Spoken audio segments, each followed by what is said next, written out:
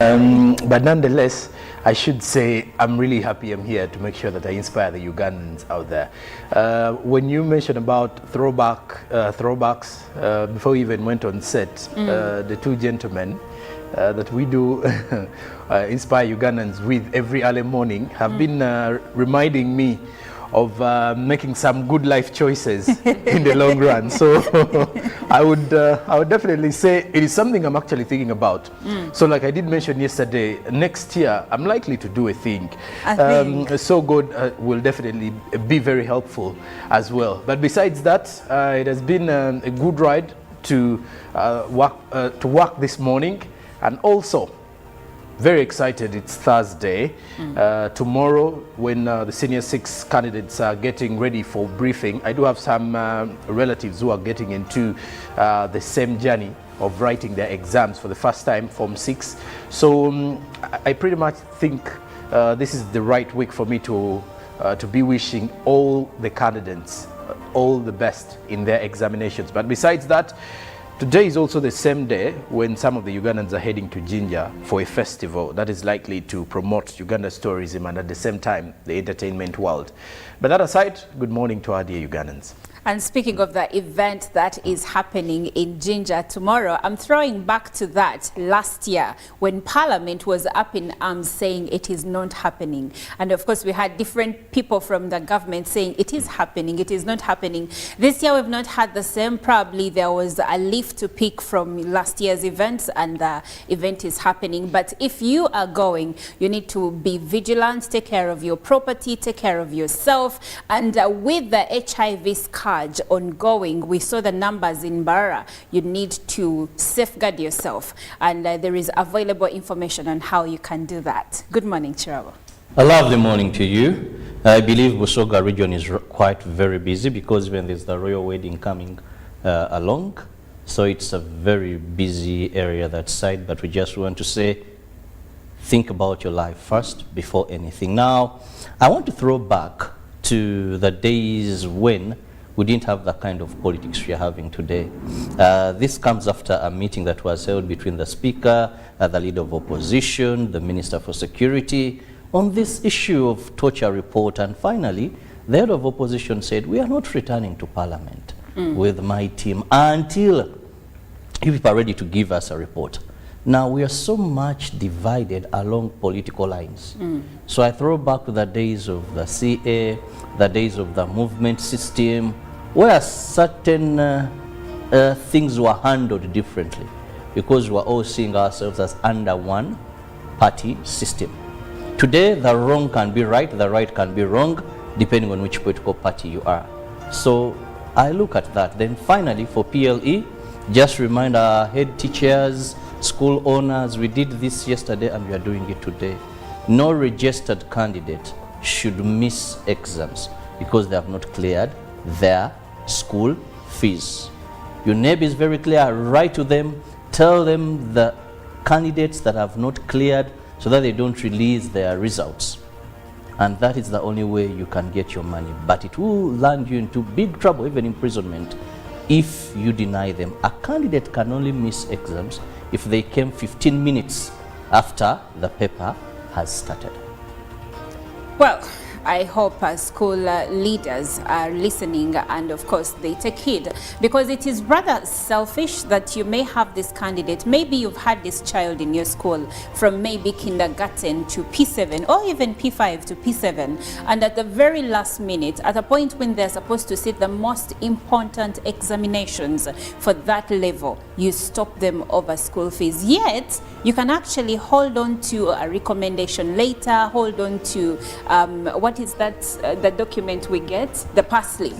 Yes, there are so many things you can do to ensure that you get your money. So let's listen to your neighbor and follow up on what we are supposed to do as far as school fees defaulters are concerned. Good morning, the other lady on the team. Good morning, Olive. How are you feeling? I am okay. How are you? I'm doing very well, and I'm also glad to be here this morning. Glad that the viewer gets to be with us every single morning, and it's a Thursday. I'm really looking forward to the weekend. The weekend. Yes, I am. Yeah, you do really look like you're ready I for the am weekend. looking forward to the weekend, yes. Okay, so that being said, tomorrow, of course, will be Friday and we'll have the exquisite Friday special. But for now, we take you through the local news stories. And we'll begin with President Yoweri Kaguta Museveni, who has advised athletes that they must be disciplined if they want to go far with their sports career. The president made the remarks as he hosted a group of athletes at State House luncheon at State House in Entebbe. The luncheon was organized by the president and the first lady, who also serves as the Minister for Education and Sports, Mama Janet Museveni, to congratulate the team that have been doing well for Uganda in the past years. The athletes included those who participated in the World Athletics Championship and the national school team that participated in the Federation of East Africa Secondary School Sports Association. The likes of Joshua Chiptegei and Victor Chiplangat, St. Mary's Chitende, Chibuli Senior Secondary School, St. Noah Girls Secondary School, Kawempe Muslims and Budo SS were among the schools. And moving on, Vice President Jessica Alupo has rallied public relations professionals under the Public Relations Association of Uganda to use their power and expertise to propel unity in society as well as strengthen the spirit of the East African community.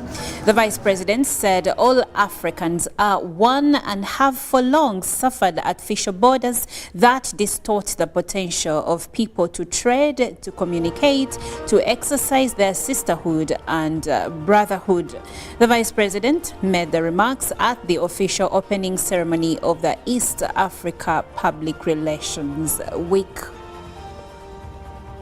And moving on, the Deputy Speaker of Parliament, Thomas Tayewa, has commended National Water and Sewerage Corporation for its service delivery.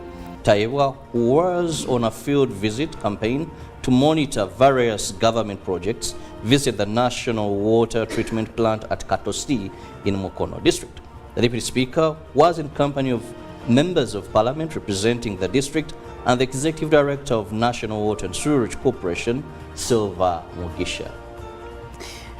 And speaking matters, Nyege security has been tightened following the issuance of an advisory notice by the governments of the United States and Britain to its citizens against visiting Jinja City in Uganda just 2 days to the popular Nyege festival. The Uganda Police Force and other sister security agencies have deployed heavily to counter any like threat that may be intended to disorganize the revelers. The Deputy Inspector General of Police, Major General Geoffrey Kasigazi, and UPDF security personnel inspected in Tanda Falls, where Nyege Festival is going to be hosted. Major General Kasigazi started from Bugembe Playground, where the pre-Busoga Kingdom Royal Wedding Party will be held before the main day to assess the security situation in and around the vicinity before he proceeded to Ntanda Falls, a venue meant for the famous popular Nyege Festival 2023. At the two venues, Major General Kasigazi assured the organizers, the business community, and those intending to attend the Nyege Festival and the pre-party Busoga Royal Wedding of maximum security. Well, that wraps up the local news stories. Let's delve into the international news. Now, internationally, dozens of Palestinians were killed in intense Israeli bombardments overnight at the Jabalia refugee camp in the north and the Sabra in western Gaza.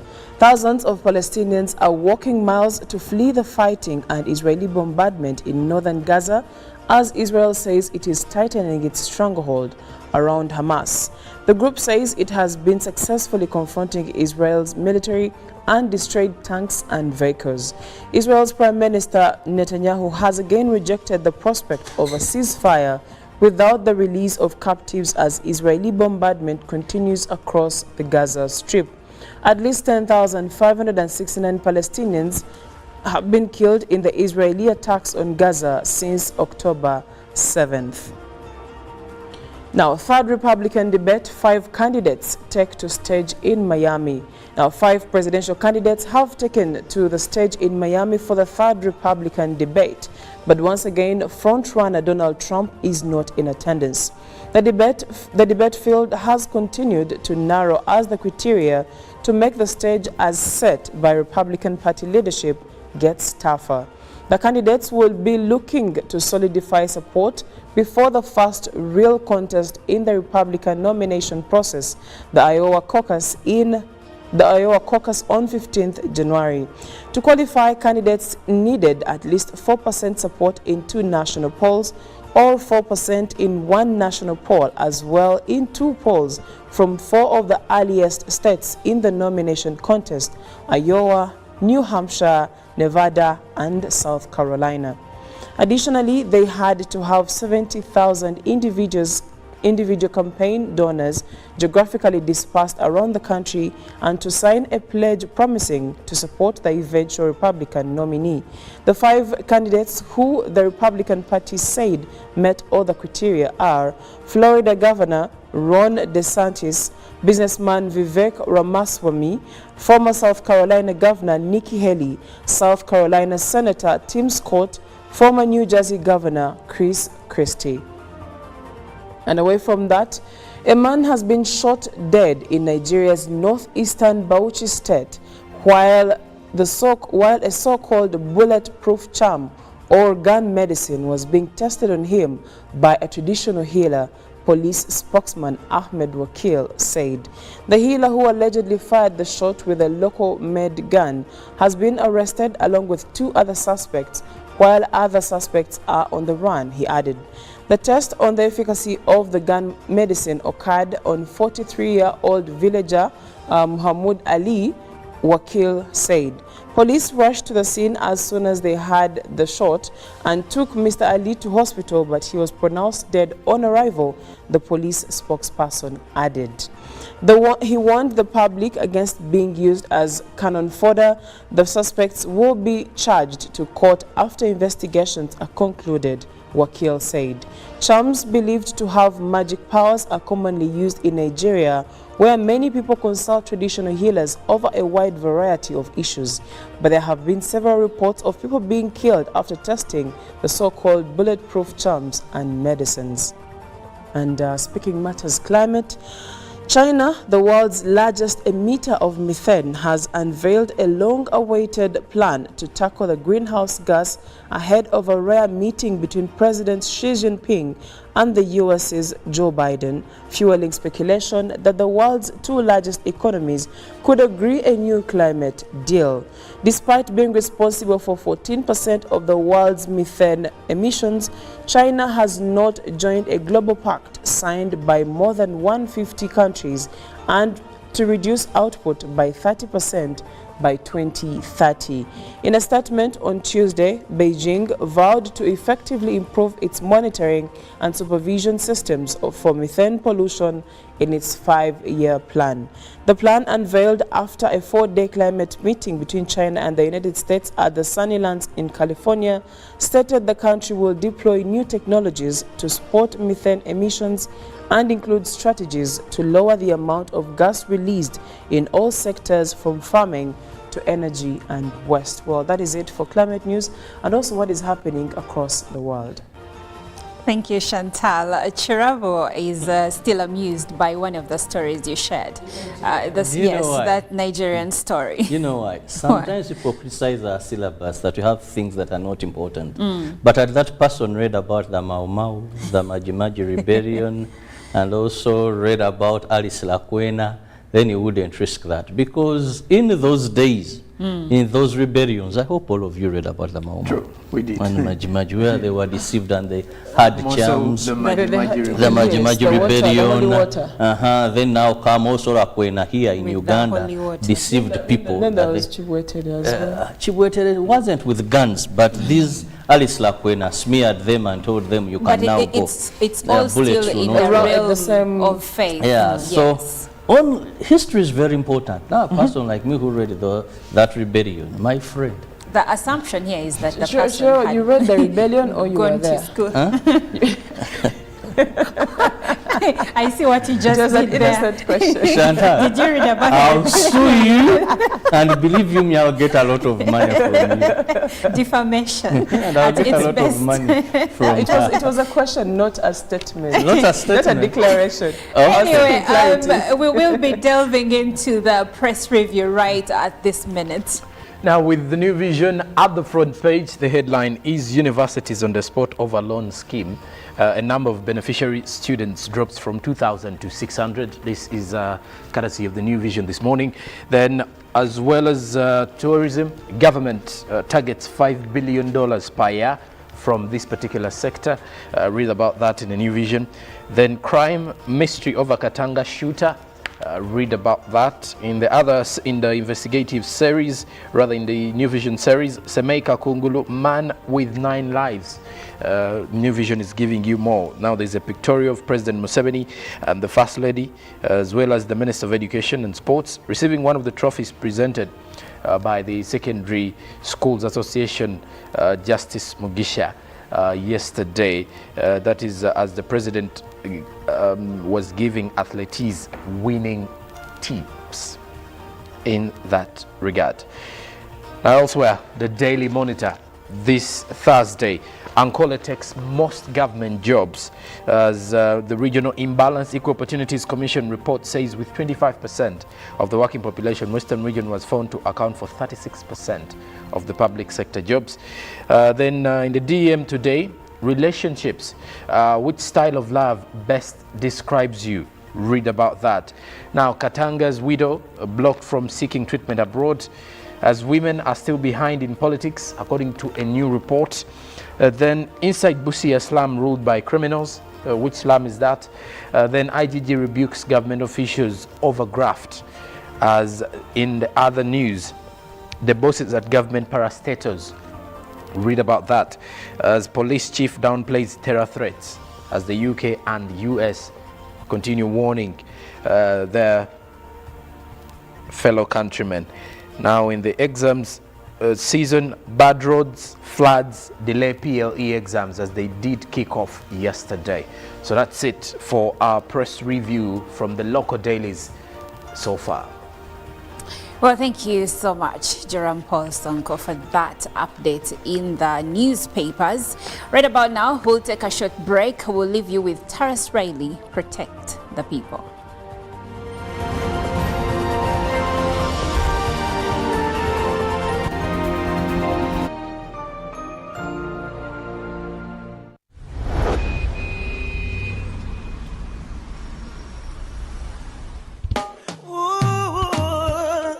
Confident in your Jaja, where you're not gonna make me suffer. Enemies trying them up it, scatter and batter and flatter. Protect my people. Been this morning. That's a very good question because it hasn't been a good one. But nonetheless, I should say I'm really happy I'm here to make sure that I inspire the Ugandans out there. When you mentioned about throwbacks, before we even went on set, the two gentlemen that we do inspire Ugandans with every early morning have been reminding me of making some good life choices in the long run. So I would definitely say it is something I'm actually thinking about. So like I did mention yesterday, next year I'm likely to do a thing. So God will definitely be very helpful as well. But besides that, it has been a good ride to work this morning, and also very excited. It's Thursday. Tomorrow, when the senior 6 candidates are getting ready for briefing, I do have some relatives who are getting into the same journey of writing their exams for the first time, Form 6. So I pretty much think This been this morning? That's a very good question because it hasn't been a good one. But nonetheless, I should say I'm really happy I'm here to make sure that I inspire the Ugandans out there. When you mentioned about throwbacks, before we even went on set, the two gentlemen that we do inspire Ugandans with every early morning have been reminding me of making some good life choices in the long run. So I would definitely say it is something I'm actually thinking about. So like I did mention yesterday, next year I'm likely to do a thing. So good will definitely be very helpful as well. But besides that, it has been a good ride to work this morning, and also very excited. It's Thursday. Tomorrow, when the senior 6 candidates are getting ready for briefing, I do have some relatives who are getting into the same journey of writing their exams for the first time, Form 6. So I pretty much think this Been this morning? That's a very good question because it hasn't been a good one. But nonetheless, I should say I'm really happy I'm here to make sure that I inspire the Ugandans out there. When you mentioned about throwbacks, before we even went on set, the two gentlemen that we do inspire Ugandans with every early morning have been reminding me of making some good life choices in the long run. So I would definitely say it is something I'm actually thinking about. So like I did mention yesterday, next year I'm likely to do a thing. So good will definitely be very helpful as well. But besides that, it has been a good ride to work this morning, and also very excited. It's Thursday. Tomorrow, when the senior 6 candidates are getting ready for briefing, I do have some relatives who are getting into the same journey of writing their exams for the first time, Form 6. So I pretty much think this Been this morning? That's a very good question because it hasn't been a good one. But nonetheless, I should say I'm really happy I'm here to make sure that I inspire the Ugandans out there. When you mentioned about throwbacks, before we even went on set, the two gentlemen that we do inspire Ugandans with every early morning have been reminding me of making some good life choices in the long run. So I would definitely say it is something I'm actually thinking about. So like I did mention yesterday, next year I'm likely to do a thing. So good will definitely be very helpful as well. But besides that, it has been a good ride to work this morning, and also very excited. It's Thursday. Tomorrow, when the senior 6 candidates are getting ready for briefing, I do have some relatives who are getting into the same journey of writing their exams for the first time, Form 6. So I pretty much think this Been this morning? That's a very good question because it hasn't been a good one. But nonetheless, I should say I'm really happy I'm here to make sure that I inspire the Ugandans out there. When you mentioned about throwbacks, before we even went on set, the two gentlemen that we do inspire Ugandans with every early morning have been reminding me of making some good life choices in the long run. So I would definitely say it is something I'm actually thinking about. So like I did mention yesterday, next year I'm likely to do a thing.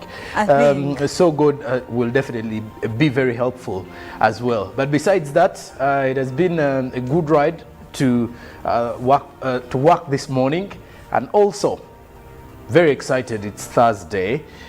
Tomorrow, when the senior 6 candidates are getting ready for briefing, I do have some relatives who are getting into the same journey of writing their exams for the first time, Form 6. So I pretty much think this Been this morning? That's a very good question because it hasn't been a good one.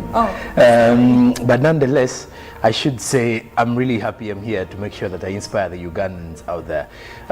When you mentioned about throwbacks, before we even went on set, the two gentlemen that we do inspire Ugandans with every early morning have been reminding me of making some good life choices in the long run. So I would definitely say it is something I'm actually thinking about. So like I did mention yesterday, next year I'm likely to do a thing. So good will definitely be very helpful as well. But besides that, it has been a good ride to work this morning, and also very excited. It's Thursday. Tomorrow, when the senior 6 candidates are getting ready for briefing, I do have some relatives who are getting into the same journey of writing their exams for the first time, Form 6. So I pretty much think this Been this morning? That's a very good question because it hasn't been a good one. But nonetheless, I should. The parish development model is an initiative from the government of Uganda through the Ministry of Local Government designed to transform all lives of Ugandans for the better. PDM, my parish, my development, my life.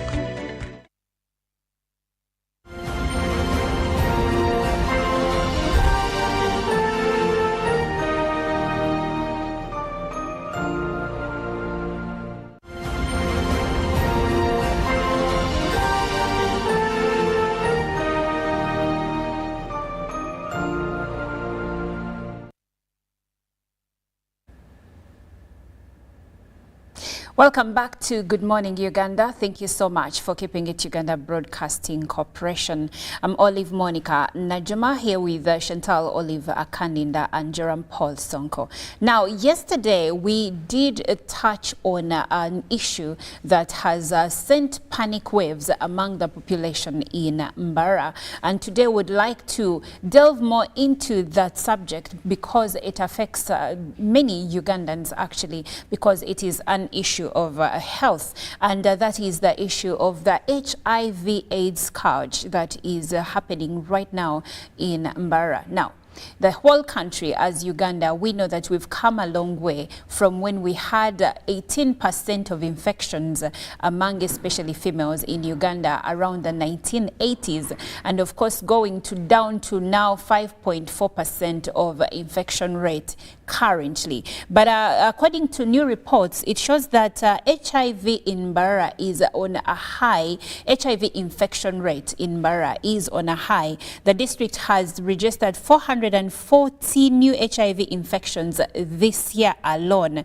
and majority of them are among young females and older men. Now, when we are to look at the overall infection rate in the country, 52,000 new HIV infections since the year began have been reported in the whole country, and yet Uganda has a goal, according to the World Health Organization, to end HIV by 2030. Now, that is 7 years from now. Where are we standing as a country? We are among the 14 countries that have so far gained the 1990 goal, where we over fighting HIV/AIDS, and Rwanda, Tanzania, among others, are at 95-95. We are not doing bad, but there still needs a lot to be done, and it starts with you and me, and of course with having conversations like this. Now, to start with, Jerome Paul, why is it that there is a high infection rate among teenagers and older men, if we are to use the background of what is happening in Mbara district? Well, first is the fact that we've taken our eyes off the idea that AIDS is a killer disease, or let's say HIV/AIDS is a killer disease. With the mere fact that we've got the ARVs available, at times you do realize most of the teenagers, and in most cases the young women, not only the teenagers, let's use an age bracket of around 16 to to 25 years of age. So into that age bracket of students who are either in high school, that is A level, those who are still in university, vacation, those who are also completing university. These are where the most cases are coming from. Now, when you look at why it is so common or popular amongst the two, because like the findings did reveal, you do realize that it's either, most of this is coming in from sexual related incidents, or let's say sexual related acts between the two. That is the elderly or the older men and the young ones, or the older women in some instances with the young men who are between 20 or 27 years of age in that perspective. Now, when it comes to the question that you asked, why do we have these cases growing? It is because of the fact it brings in the I have what you need factor. When you look at the older men above, let's say, 40 years of age, who go on to, let's say, look out for these young girls and sleep around with them, they tend to provide certain needs that these young women feel they are supposed to be having. Or let's say they tend to make life simpler for them, especially around university. And when you go into campus life, at times there's a lot of there's a high level of brokenness, whereby someone needs to have money to keep up to speed with the different trends in life. And today, as we are living in the kind of life that we're actually living in, you get to realize that most of the females or the girl child rather needs a lot. There's a lot for them that they need in their lives besides the basic, but they also have those needs that they want, and they end up, needs or wants? Exactly, the wants rather, because the basic needs, most of them are being provided by their parents. That's an assumption, though. Okay. And the parents providing the basic needs, because we have also had reports Yes. where girls are engaging in sexual intercourse to get money to buy pads. To buy the pads. Yeah. But now, in most cases, you do realize that some of the reasons as to why we are into this situation is because these men tend to provide the wants more than the basics, because like we are saying, it's an assumption that the parents may not be able to provide wholly when it comes to the basic needs, but some of the parents do take their children to universities knowing what they need. I'm having a bit of a difficulty when you say parents take their children to university. Are we talking about majority of Ugandans that are living below the poverty line, or we are talking about the privileged few that are in the middle class? No, I'm talking about almost every parent out there who has a child at university, because I've got a chance to interact with some of the parents, even those who are not earning as much. They do all they can to provide tuition, and they also look at the basics. Now, why I mentioned the basic needs, because some parents do know that for a girl child, for example, what they would need is, let's say, tuition to get in school. Then secondly, you look for tuition fees. And then secondly, you look for, let's say, some of the few things. You did mention the pads. Some parents will actually provide some pads, not as much as you would expect, not as many as you would expect. But then the parents are doing something in their own capacity. So the only issue comes in circumstances where this parent doesn't have a lot of money, and now the girl child is actually falling victim to the prey, falling victim as the prey to the other man or to the other older men. So in most cases, the older men are providing something that the girl child wants to have, but they do not have the capacity to put it on the table. And when you look at them, most of them are too vulnerable in such circumstances, because at university, believe it or not, there's going to be a time where most of these students end up having no money to buy food, especially those who are in hostels, and at times the quality of food for those who are in halls that is actually being given may not be good quality. If you were to look at the standards of food that is supposed to be given to a human being, especially in a public space. And also, when it comes to those who are you know, having hostels here and there, they have to pay for these rental fees and the like, and at times parents do not have the money. Now, once the other older man comes in the picture, he's providing that solution. And once the other person is found vulnerable, they are bound to get into the space and give it out. But also there is this incident whereby, I think we've heard of this somehow, that currently with the emergence of contraceptives, one thing now the generation is more worried about is unwanted pregnancies. And it's actually sad that most of the young people are more scared now about the pregnancies than the HIV/AIDS, simply because of the drugs that are available, the ARVs, and the treatment you can actually get. So in their mind, it is more of let me have my contraceptives, maybe let me have birth control pills with me, you know, the IUDs, you can have all those, name it. But when it comes to the use of condoms in regards to protecting yourself away from some of the STDs besides even HIV, most of them are ready to risk it all as long as they're not getting pregnant. So with that kind of mentality, it has actually led to the high cases that we are having today. So someone just goes in for as long as they're not getting pregnant, they feel like with the HIV and AIDS, ARVs and other drugs attached, they can still survive. Because obviously we've been preaching the idea that getting HIV/AIDS is not the end of the world. So that means if someone also gets into the space with that kind of mindset, they will only mind about one, as long as this person does not make me pregnant, more so to the girl child, I'll just go in. Well, statistics from Naguru Teenage Information and Health Center show that the age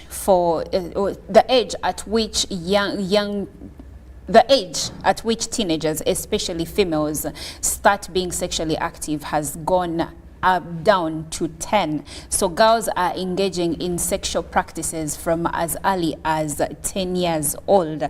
And they show that a whopping 52,195 adolescents between the age of 10 to 24 years are sexually active.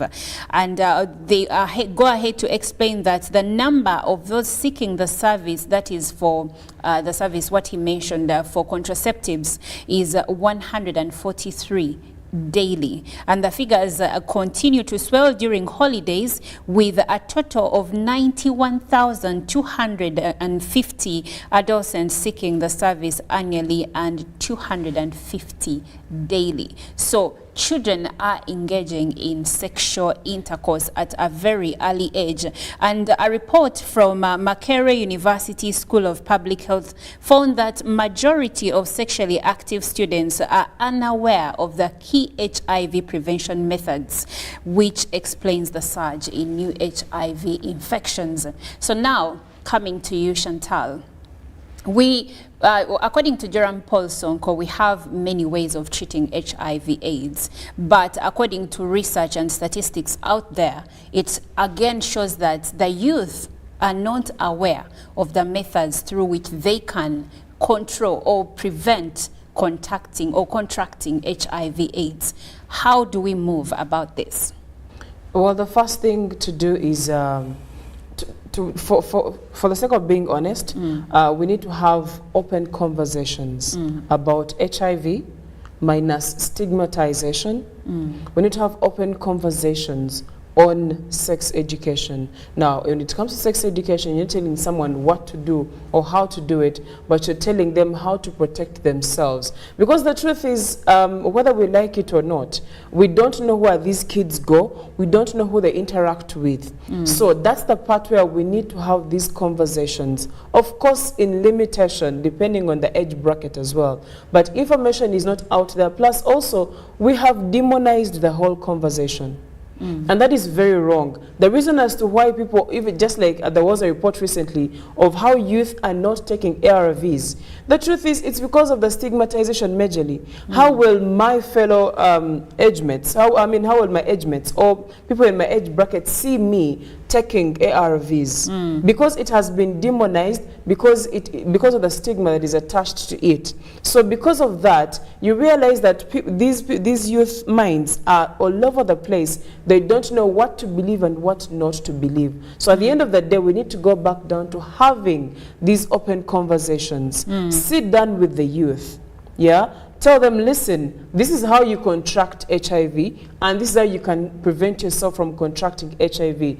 Now, like John Paul said, the truth is most girls fear pregnancy more than HIV. And the reason is very you would think it's a small reason, but it's actually the reason. The reason is the pregnancy will show.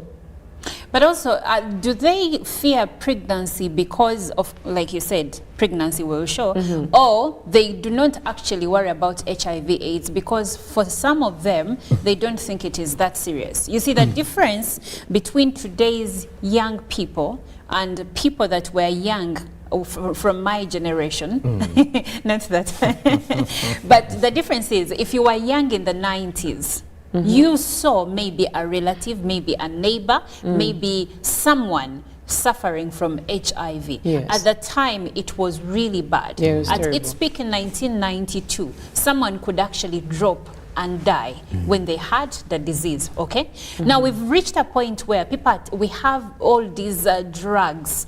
Someone on HIV and taking their medicine Consistently, religiously, yes. Exactly, will not even show any sign that they're sick. That's So the is it exact because the reason. youth today have not seen what we saw back then that now they are complacent? The truth is, if for example, someone contracts HIV and they start their medicine, when they take the medicine religiously, now, of course, this is I don't want to use the bad word, but this is stupid to think that HIV is less worse than the pregnancy, because you will produce the kid and life will It move will on. grow and you move on, yes, yes. but then HIV is with you for the rest of your life. Now that's the part they don't put into consideration. Also, please do note that most of these girls, when you get pregnant, there is no way it's going to be hidden from society unless if you take it out.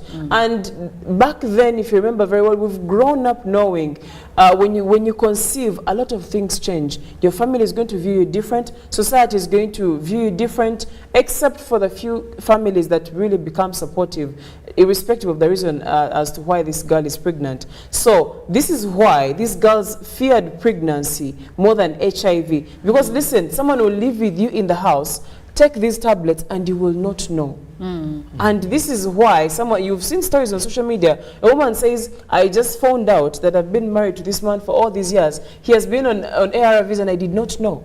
Or he contracted it 5 years ago, but has been taking medicine and I've not been aware. So you realize that it's easier to hide than the pregnancy. So these kids foolishly believe that the pregnancy is the biggest challenge they could face, not knowing that HIV is a lifelong disease that is going to affect them for the rest of their lives. And of course, they face the consequences later. I mean, when it comes to conversations about marriage, when it comes to conversations about conceiving and producing, except of course there is means, but still there is always that hard conversation in there. So these kids will fear to contract, will fear to get pregnant because of what society brands pregnancy to be, forgetting that HIV is a lifelong illness or disease that they're going to be suffering with, especially silently, for the rest of their lives. Now let's go back to the role that parents can play when it comes to, you know, having this conversation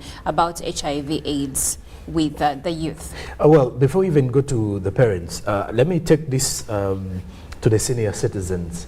Speaking of senior citizens, these are the 40-year-olds that we are talking about. 40-year-olds are now senior citizens. In my generation, that is how we normally now rate them. No, but those are still not senior citizens. 60. No, even at 40, they are now senior citizens. No.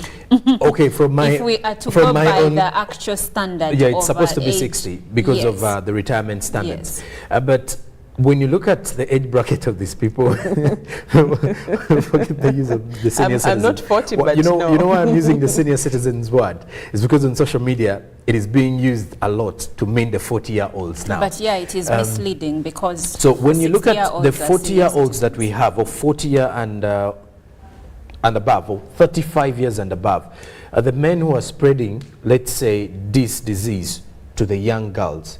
The issue is someone who has the virus isn't worried anymore. That is the only problem we have today. That if I am already sick or already infected, it is okay now. I no longer have to use any preventive measure.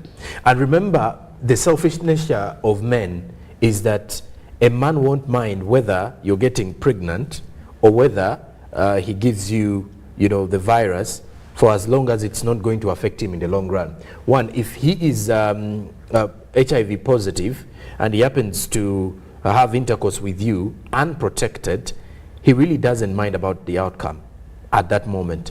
All he's actually minding about is enjoying the moment. And this is where most of the young girls fall victims, that they never pay attention to the fact that how confident is this person to just get into sexual intercourse with me without even mentioning about protection. It just happens anyhow. I've heard of conversations where university students will share and say that some of these men would say, no, we can't use protection because by the look of things, you look safe to me. So it's like they're using eyes to test people's status. So, and once the female feels like she's safe, she also thinks the other person is safer. So in most cases, we tend to always think the mere fact that I am safe, even the other person is safe as well, yet we do not we've not actually checked. And like Chantal has actually mentioned, it's very difficult now to identify who has HIV/AIDS or not, simply because it's very easy to hide. But besides that, when going back to your question on how parents can actually get into this fight of HIV/AIDS, we need to also get back to having honest conversations and serious conversations with our children in relation to the use of contraceptives, or let's say sex education in general.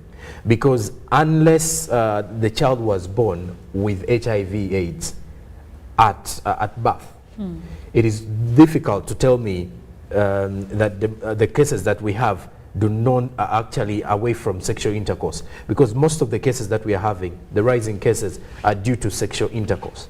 And when you look at it this way, it's because how are parents discussing such issues with their children? Are they bold enough to sit them down? Because I believe if a child is 18 years and above, you have a child who's at university. We even have parents right now who are scared of sharing information regarding sex education, whether the child is at university or even after university. Those parents are around this country. So in such times, should the conversation start when they're at university? I feel the conversation should start while they're, while adolescence kicks in. Because parents can easily identify the body changes and how their children are reacting to certain things. This is when you get into having conversations. But of course, it also stems to how you build the relationship between you and your child from childhood. Because at times it will become very difficult for you to have conversation directly, such conversations with your child, while you didn't have conversations in, during childhood that relate to, earthly things or social factors that affect life. But when you look at the conditions that we are having today, first of all, parents are not honest with their children in spaces whereby things have completely failed financially, and also teaching these children how to handle themselves in case of temptations, because temptations are so common at university, especially for the young girls and boys. Sonko, not to say that you're wrong for what you're saying, but I would like us to broaden this conversation. I'd like for us to take the conversation away from the university. Let's not center it around the university, because the youth that are affected by HIV start from a young age. If we have statistics showing that girls are becoming sexually active from as early as 10 going ahead, I think it will be a bit narrow of us to just focus on university, because a 15-year-old out there is being lied to by a border guy who is probably who is probably 22. True. That is a man already, and probably this man is already infected, and they are buying them because in districts like Buikwe, there have been reports of girls contracting HIV/AIDS where someone just bought her a Rolex. You see, this is where I'm actually getting back to the question of how are parents handling their children. Like you did ask, what should parents do? Because when you look at a child, having to give in their virginity per se, or let's say losing their dignity in a space of very few minutes, just because someone has actually bought you a Rolex of 2,000 Ugandan shillings or 1,000, or because a border guy has actually given you a free lift from Lugazi to Buyikwe deep inside, and it's free of charge. When you look at because when you look at the findings, how these girls are actually lured into sexual intercourse, it is very, very, actually the men use very simple things, things that can easily be provided by their parents, but simply because in most cases maybe these young men or girls are scared of asking the same from their parents. We also they feel more comfortable asking from strangers. Can we also consider the economies of these parents? Because we also need to look at, let's say for instance, the districts that are mostly affected by HIV/AIDS. According to research, Kalangala district has the highest HIV infection rate. It stands at 18%. Where so if 18% of a district that is under 1 million people has HIV/AIDS, this means probably one of the key contributing factors could be poverty. You know, when it comes to Kalangala, it may not only be about poverty, because Kalangala is also pretty much known to be an environment of fishermen. It's a fishing community, yes. So fishing communities actually do not normally struggle a lot, because you know how the Baganda say, in most cases. Are they rich communities? They're when not you say rich they communities. Don't struggle a lot, they're not rich communities. But when you look at the kind of lifestyle they actually afford their kind of lifestyle according to the way they are. But the issue about islands, what I could actually say, may be the same reason about the upcountry, upcountry communities. It's the lack of awareness and lack of, sensitization, enough sensitization on how to prevent HIV/AIDS. Because when you look at most of the fishing communities actually use condoms for fishing. I would like to say, but most of them don't use it to prevent HIV. Chantal. I'd like to say, are you guys aware that for a good number of years, and I'm going to say this on live television, for a good number of years, sex has been used as a medium of exchange? Yeah.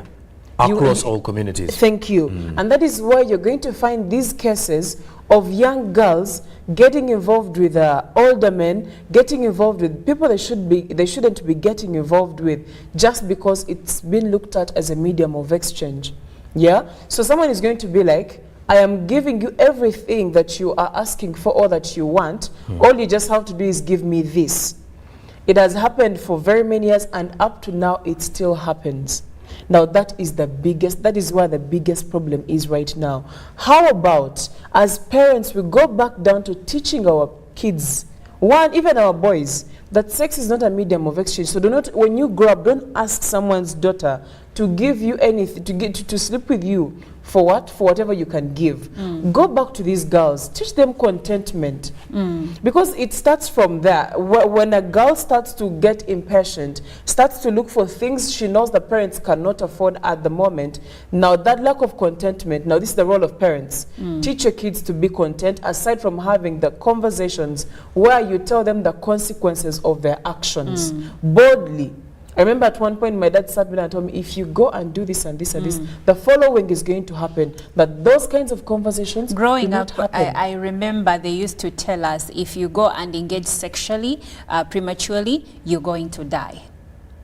They didn't even use to mince words. They would tell you you're going to catch AIDS, you will contract AIDS, and you're going to die, because at the time HIV was a death sentence. Now today HIV is not a death sentence, Right. but it is still an ailment you can live with for the rest of your life. But I would like for us, because we have taken a big stance, we have moved from the peak in 1992 where people were literally dropping dead because of HIV/AIDS, to today where the infection rate went from 18% to 5.4%, which is still high, by the way, because it needs to go lower, way lower. But I would like for us to look at the preventative methods that have been put in place by the government, the Ministry of Health, and of course how the youth can access this. Chantal. The preventive, well, the cliche ones, ABC, abstinence. If I can't abstain? If you can't abstain, you use condoms. Okay. But if you are older and you have a partner, please be faithful. Yeah. Why are you laughing, Sanko? Okay, let's go deeper, because there is more. Yes, there is more. Now, the other measures, I mean, condoms have been made available. Yes. When you go to some public toilets, you'll find them there. Also, there's been a bit of sensitization that has been done. We can't say it has been done, say, excellently well, but at least we've seen that there has been some sensitization. There's been all these campaigns that have been put forward to fight stigmatization, to make these people feel comfortable. Also, there's availability of ARVs. When you talk to people in the different Rakai, Chibale, Mbara side, and all these other districts, they'll tell you ARVs are available, especially in government hospitals, and free of charge. I was going to ask that for someone who doesn't know. Yes. ARVs free of charge, or you get them at They a are cost? free of charge. That is why, for those that understand the language I'm going to use, they will tell you, I had gone to pick HR government. You get To mean drugs. HR government, yes, like medicine, government drugs. And when someone uses that, that means they're going to pick ARVs. So they've made the ARVs available, especially in these government hospitals. Now, people need to take them religiously. How about if for discordant couples? Now, if you don't know what discordant couples are, these are couples where one of them is infected and the other is not infected. How do they handle not getting infected? No, I think some of the health experts normally reveal that there are people who do not, who can't contract. Yes, and it's in different kinds of, people, not all of them, because remember, you're having intercourse with your partner, you actually even give, producing children. For the producing bit, especially if it's the mother who is unwell, who is sick, during birth, that's where the control is done. The measure is put in place to make sure that this child does not contract. And then also breastfeeding is limited to a very short period of time. How long? This is, I think, 3 months. No. Is it 3 months? Oh, is that exclusive breastfeeding? Okay, what is exclusive? Oh, sorry. Of course, clearly there is only one mother here so far. Anyway, exclusive breastfeeding is where the child is only feeding on breast milk alone until a given period of time. So for the babies born to HIV positive parents, they usually breastfeed exclusively for 6 months.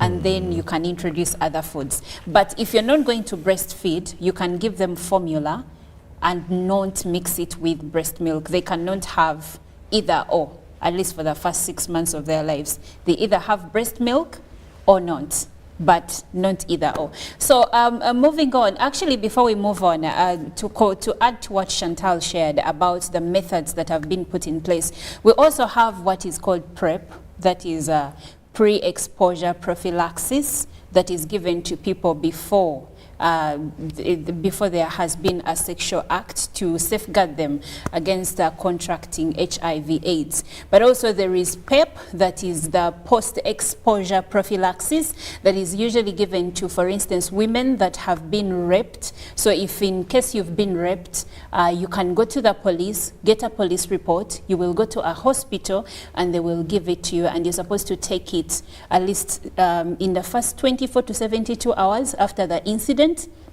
But also it has side effects, because now, according to the Uganda AIDS Commission, some people are exposing themselves because they say we will take PEP. But the side effects for PEP, for this drug, are actually very intense, to a degree that you can have hallucinations. You can even lose hair, as if you're on chemotherapy for some cases. So people should not take this for granted, because they know, I'll expose myself and then take the drug. For instance, you're supposed to take PEP at a given same time every single day for 30 days. You take it the same way you take ARVs. Yes, but it is stronger. Yes, and actually in some cases, some are given, some is a one-off. In the beginning, actually, it was a bit of a one-off. Then for others, especially if you are sure that you've been exposed to the virus. Now, for some people who go for PEP, they're just, thinking, they don't know whether it's true or not, for defilement cases, rape cases. But where you get to find out in the shortest time possible, you actually take these drugs for quite some time. And for a moment, you are living as someone who is HIV positive. That's true, because apparently it will invoke certain HIV symptoms. Yes. Yeah, before you're likely to lose weight, like some do, or some gain weight, and all these other signs and symptoms. Okay, so it shows that as a country we have done well in the fight against HIV/AIDS, but it also still looks like the youth are not aware of some of the methods that are supposed to be used to prevent HIV/AIDS. Chantal, we forgot to mention testing, which is actually also free. So you do not have to worry. It's free, and in some hospitals where it is not free, it is cheap. It goes to...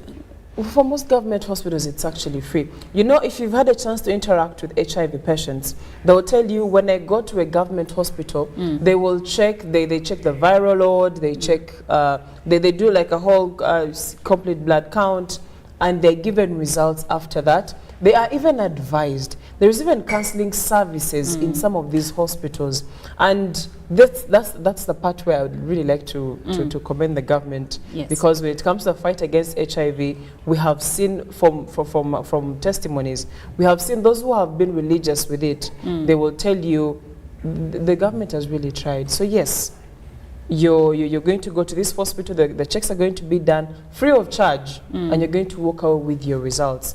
The unfortunate bit is this information available to every Ugandan out there to know that they can get themselves tested free of charge? Well, as the national broadcaster, we are bringing you this information right now. You can test for free in all government facilities. But also, Chantal, I would like for us to look into other testing methods if you do not go to the hospital. Well, there is the home means that can be used. We've seen the oral kits that are available for those that would like to test. We've also seen the instant kits that people use. Still, some are used in hospitals, others are used at home. Though, of course, you might want to consider a hospital. That's the primary, because hospital will give you most accurate, and the tests are more detailed. Because it is also believed that those who have had HIV, especially for longer, some of those home kits may not give you the results. Because the viral load may be suppressed. Yes, the viral load is suppressed, and you're not going to get the exact results of this person. So they are available. They can give you results, yes, but to be on a safer side, you'd rather actually go to hospital and have a detailed... My friend, your life is important. Well, I understand that. And also when it comes to care for these home test kits, in most cases it is said that you may get a false positive Yes. because probably you mishandled the kit. So in case you test at home and you get a positive, before you worry too much, go to a hospital and have a second opinion, because that may actually help you. You may be there thinking you have HIV, kumbe it was just the way you mishandled the testing kit that gave you a false positive. We have a few comments coming in from Twitter, from the X app, formerly Twitter, and someone says that by minimizing family planning methods like pills, because the youth, especially girls, going for it in fear of getting pregnant while acquiring it, they just migrate like cows with their tails up, knowing that even if they have sex, nothing will happen. So the easy availability of pregnancy contraceptives is leading to a surge in HIV infections among the youth, especially the girls, according to this. This is Mr. Mann. Thank you so much. And Beth Mohanga says that we cannot reduce that reducing the HIV infection surge to only campus girls mirrors a negative attitude towards campus girls that men have. And she says university girls are less vulnerable in this case, considering our socio-economic structures of our society. So she says the conversation needs to go beyond university students because they are actually less vulnerable compared to other girls from other communities when it comes to HIV. I've also seen a comment from Beth Mohanga, the very first comment, where she was saying I was using most girls, and saying it wasn't supported by statistical data. Well, when you look at the data that was released, for example, case in point in Barara, it is actually showing that the cases are rising between young girls and older men. No, So her it main is, challenge was you reducing the conversation to university yes, centralizing students. it to universities. Yeah, that was a very key concern, by the way. But the reason as why I was centering it around the university is because when you look at the statistical data that is normally put out, is normally looking through these communities, which is actually is rather looking into the university or let's say school setting, and it normally excludes people, let's say the vulnerable communities in the country. Like you did mention Kalangala Island, you will look at some of those cases that are so many in those areas, or even the illiterates who are having cases of HIV, but we as a country at times tend not to look at that space and focus more about the urban areas as well. Actually, Beth Mohanga also said poor girls working as maids, fuel pump attendants, waitresses in bars and restaurants, shop attendants, market dwellers, town dwellers, and unemployed girls are more at risk of contracting HIV/AIDS. Thank you so much for your views. We appreciate you for being a part of this conversation. Now, as we close in just a few seconds, I would like to hear Chantal's last remarks. Well, my parting shot would be, let's have an open conversation about HIV. Let's not stigmatize the people. Let's not demonize anything to do with HIV. It is here, it is with us. But we can stop its spread, and we can achieve better results by working together. And also, we know how HIV is spread. So when someone is next to you and they need help and maybe they're positive, it all starts with you to make sure that they are comfortable. That's the only way you're going to start having the open conversations with them to be able to help them. And to parents, have clear conversations with your children. They are very inquisitive. They have all these questions, and if you don't answer them, you are sending them to the wrong hands. And to the girls and the boys out there, impatience is not going to give you the result that you're looking for. Well, there you have it. Jerome Paul Sonko, in a few.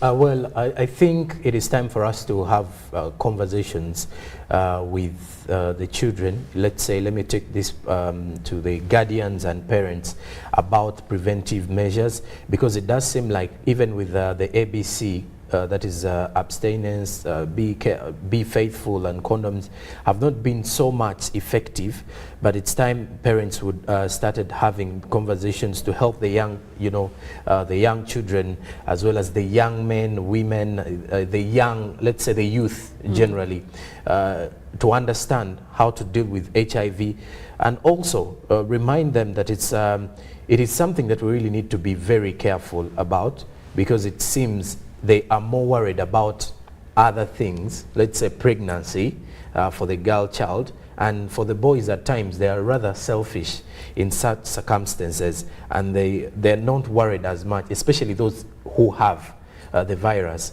and never worried about the outcomes and how it's going to affect the others. So it's time for us to, first of all, end stigma, but also remind those without the virus on how they can prevent and continue preventing the spread of HIV/AIDS.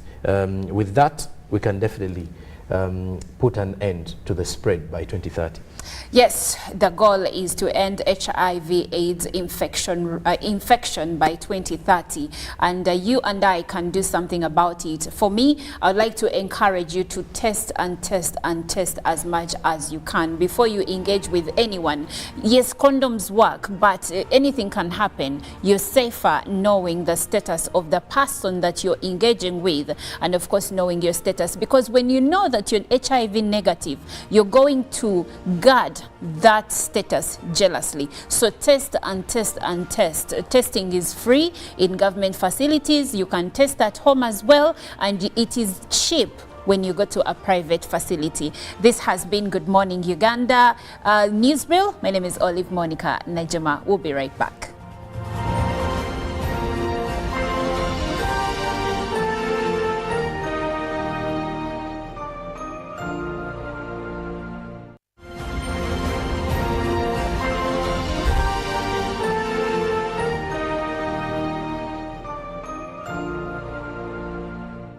Of the day on UBC.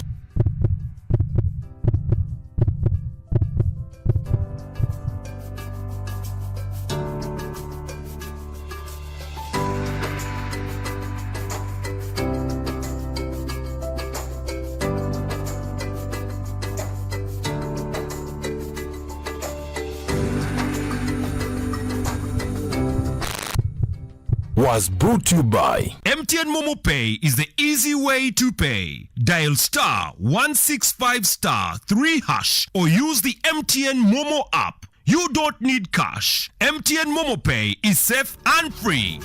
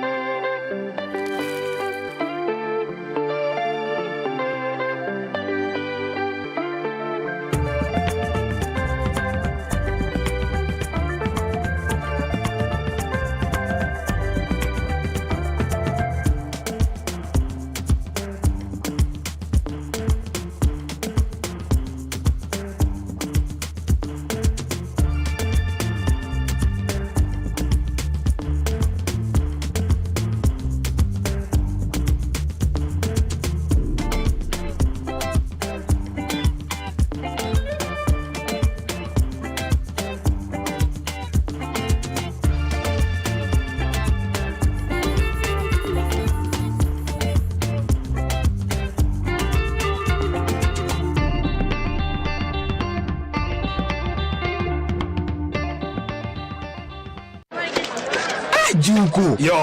Wachiko. Check the shopping, man. What's your secret? Uganda, haven't you heard of the Parish Development Model PDM? Yes, I did, but I thought it was just a talk. No, Sebatia. It is real.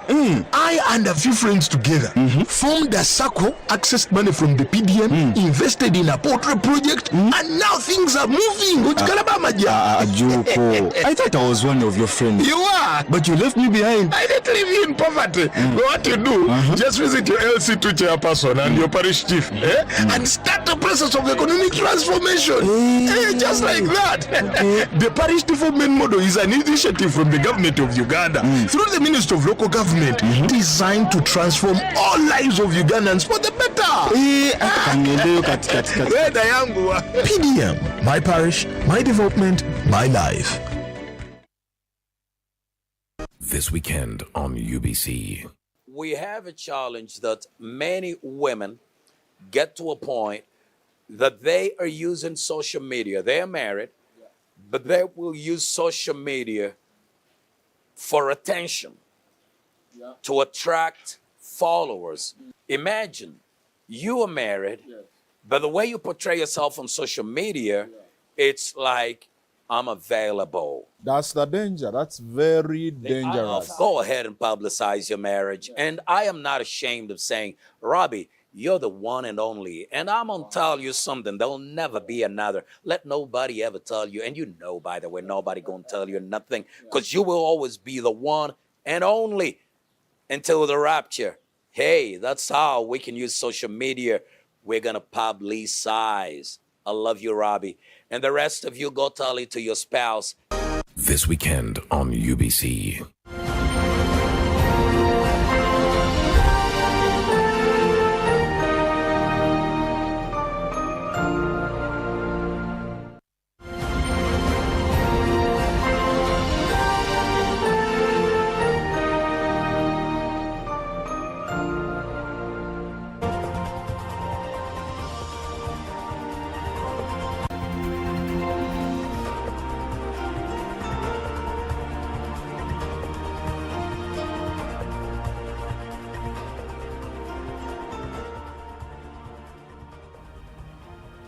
Hello there, welcome along to GMU Business this particular hour. I'm Joram Paul Sonko now.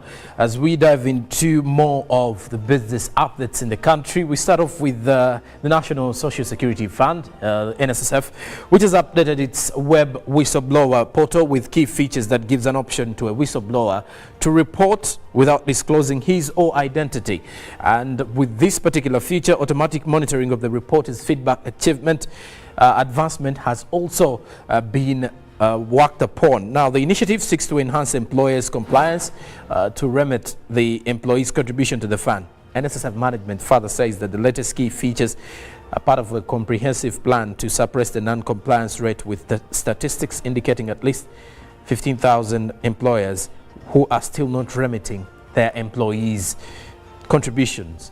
Now, the Whistleblowers portal additions aim at empowering employees with more ability to track their retirement savings and in full amount, and also improve the customer satisfaction rate that currently sits at 86%, according to NSSF figures. Now here, with this particular new feature on the whistleblower portal, to actually give employees the advantage to report their employers who are not remitting their NSSF contributions. So you can easily report without NSSF knowing who the person is or the identity of the whistleblower. So that means it's rather giving confidentiality for the whistleblowers.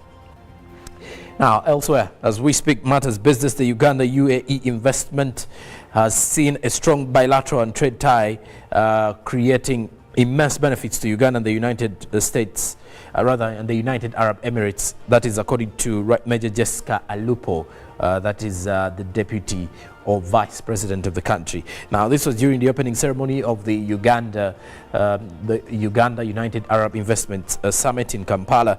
Now, Uganda, with a niche in minerals and agriculture, is aggressively targeting the Arab world for investment and also exports. And come and invest in Uganda and open up your market. That is according to what the vice president was reminding or telling the UAE investors, that there is available market for Ugandan products, and rather there is available market for the UAE products, and also there's huge room for UAE investors to come in here and set up various investment structures, which can be industries, factories, and other related businesses. Now, she also highlighted some benefits accrued from partnerships, investment and trade, more so between the UAE and Uganda. Now, Uganda exported goods and services to the UAE to a tune of $562 million US. That is according to figures that were recorded in 2020. Now that brought the total value to over $2.2 billion in 2021. There was a rise from 562 million in 2020 when we were actually in the lockdown. Now moving forward to 2021, it actually increased to 2.2 billion US dollars in regards to goods that were being exported and to the UAE. Now the Vice President also hinted on the need for value addition, since Uganda mainly exports agriculture products to the UAE. So she hinted on a value addition where she urged the Ugandan players to work on value addition and add value to the products, more so the agriculture products, in order to export these to the UAE, which has ready market for these particular goods. Now, as we speak matters business, let's sum it up with the Forex market. The Forex market close of business Wednesday evening. As you're getting into the market this morning, how will you find it, or how will you find the different currencies? The US dollar was buying at 3,755.79 in the morning, while selling at 3,765.79. Now, closing time yesterday, so the US dollar buy at 3,768 and rather 3,656.33, while selling at 3,766.33. Now, the Great Britain pound was buying at 4,611.27, while selling at 4,623.54. On the other hand, the Kenyan shilling was buying at 24.81 shillings, while selling at 24.87 shillings. And besides that, the Tanzanian shilling was buying at 1.50 shillings, while selling at 1.50 shillings as well. The South African rand 204.26, while selling at 204.80 if you are getting into the market currently. And now, of course, besides that, we now take our focus to the press review this morning, as we are definitely going to kick off with the local dailies in Uganda to see what is making headlines at the front pages of these particular papers, of which we start with the New Vision, which is also in the country here, highlighting universities on rather the number of beneficiary students dropping from 2,000 to 600, that is in universities, as government is targeting 5 billion US dollars per year from the tourism sector, as universities are on the spot over the loan scheme. Now, President Museveni gives athletes winning tips, victory of the president and the First Lady as well. Then crime mystery over Katanga shooter, read about that in the New Vision as well. Now, moving forward, let's look at the Daily Monitor. Ankole takes most government jobs. As look at the job distribution, there is also a graph showing job distribution at the National Water and Sewage Corporation. Now, Katanga's widow blocked from seeking treatment abroad. Then in the other news, the bosses at government parastatals. Then police chief downplays terror threats as bad roads, floods delay PLE exams, day one of the PLE exams. Now, DM today in the relationship, which style of love best describes you? Read about that in the Daily Monitor. Then women are still behind in politics, according to a new report. And IGG rebukes government officials over graft as inside Busia slum ruled by criminals. Now let's cross the borders to Kenya. Impeachment survivor is the headline on the Daily Nation. Twice lucky put on her defense for most of the two-day trial as Meru Governor Kawira Mwangaza denied all 7 allegations leveled against her. Read about that in the Daily Nation. Now, also officials held as cheating claims rock KCSE exams. Read about that. Will President Ruto raise Kenyans' hopes? Big report in the Daily Nation. Now, malaria, new mosquito nets to help curb insecticide resistance. As in the report regarding El Nino, thousands homeless as floods wreak havoc. Daily Nation. Lastly, the Citizen newspaper. Now, the Citizen newspaper highlights experts do this to build an inclusive economy. The experts are actually giving caution to the Tanzanian government. Now, Samia and fellow leaders rally for connectivity to boost investment. As in football, Simba leap back into league action after Yanga rout. Then also agency, be aware of bangless food items as government wants envoys views on criminal justice system. Then there are fresh calls for action against EAC defaulters. That and more is with the Daily Nation this morning. Now that is it for our press review as well as the GMU business update for this Thursday morning. It is now time for us to check out what is happening with the traffic flow across the metropolitan areas in Kampala. That's right. To give you the traffic updates for this morning. Now, if you're coming from the areas of Nalia and using the route that takes you through Ntinda to go to town, this is where we are going to start from around Shell Chiwatule, heading to the areas of Ntinda. And as you can see right over there, there is a bit of traffic coming through from Nalia, and of course traffic coming through from Majora Road as it joins the road here around Shell. Now, as you continue ahead, there is a bit of traffic that has caught up at the intersection that joins Chiwatule Road to the road that goes to Ntinda, right past Eliana Hotel.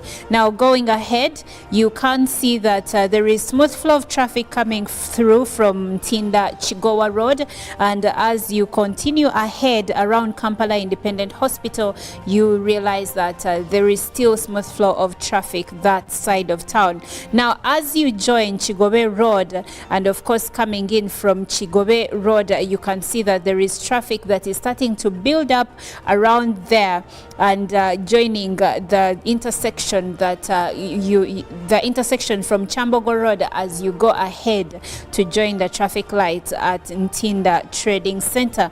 Now, the traffic lights, you can see there is traffic coming through from Chisasi Road as you continue ahead near Friend Supermarket, that is along Bukoto Ntinda Road. Now, right after Friend Supermarkets, there is traffic that has caught up over there. You can see the red zones on that side of town, and of course the orange zone for those that are coming from town heading to the areas of Ntinda, Nalia and Chiwatule. There is also traffic jam that is coming in from Magambo Road, as you can see right over there. Now, continuing ahead on Bukoto Ntinda Road, there are orange zones right here on both sides of the road, which are indicative of traffic that has started building up on both sides of the road. Now, as we join Chira Road, you will see that the red zones on one hand, that is the part that is heading to town,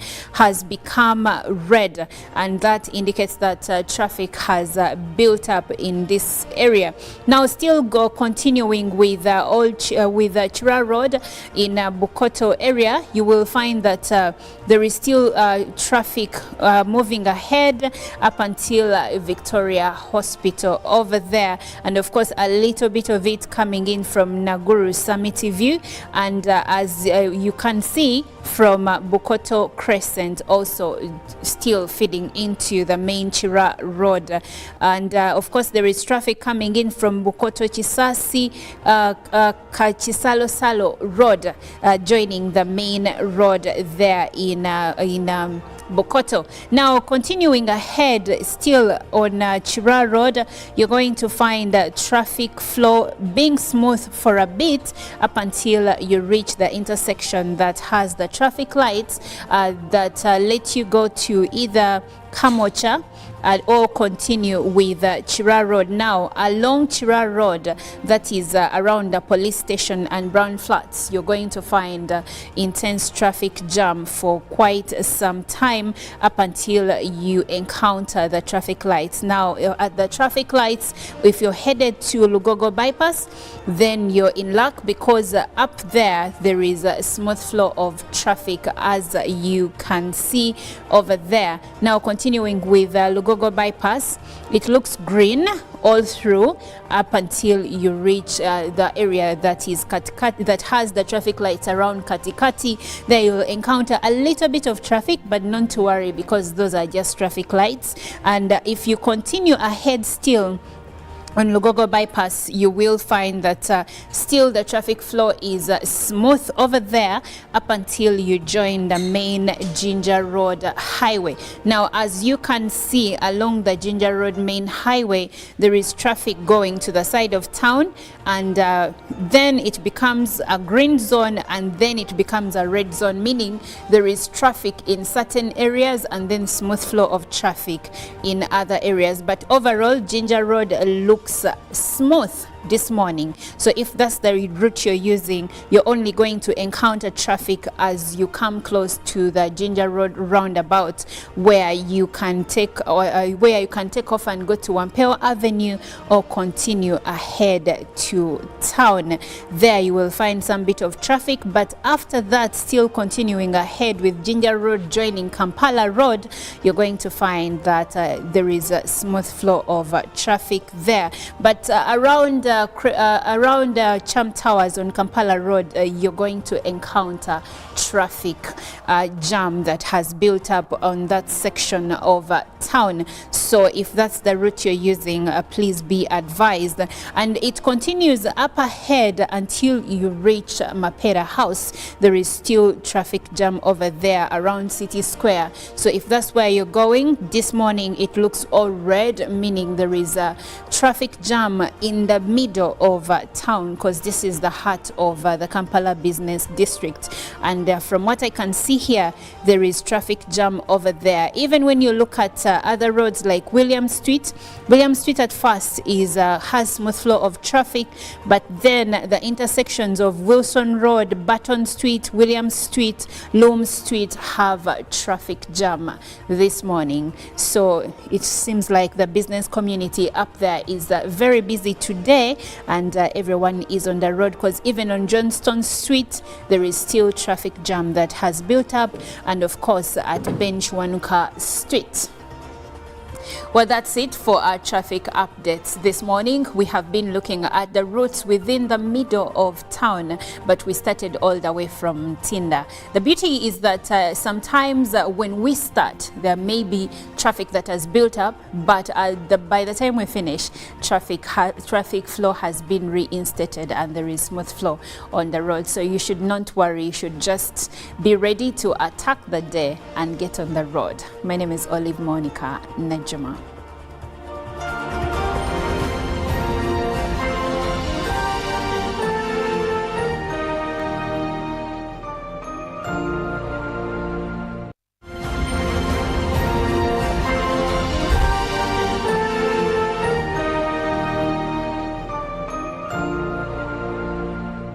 Pick of the day on UBC.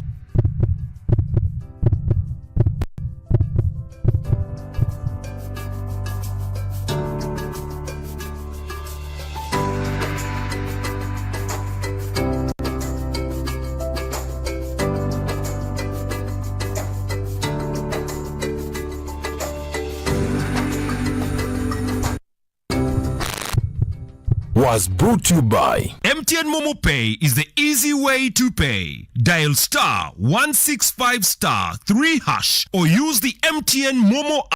You don't need cash. MTN Momo Pay is safe and free.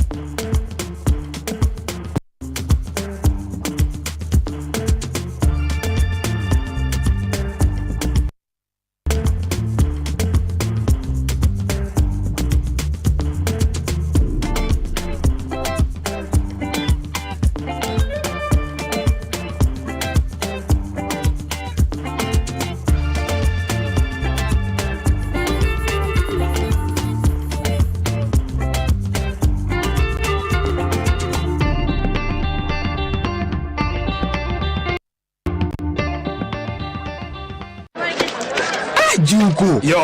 Wachiko. Check the shopping, man. What's your secret? Uganda wange, haven't you heard of the parish development model PDM? Yes, I did, but I thought it was just a talk. No, Sebatia. It is real. I and a few friends together formed a circle, accessed money from the PDM, invested in a poultry project, and now things are moving. Ajuko. I thought I was one of your friends. You are. But you left me behind. I didn't leave you in poverty. What you do, just visit your LC2 chairperson and your parish chief and start the process of economic transformation. Just like that. The parish development model is an initiative from the government of Uganda through the Ministry of Local Government designed to transform all lives of Ugandans for the better. PDM, my parish, my development, my life.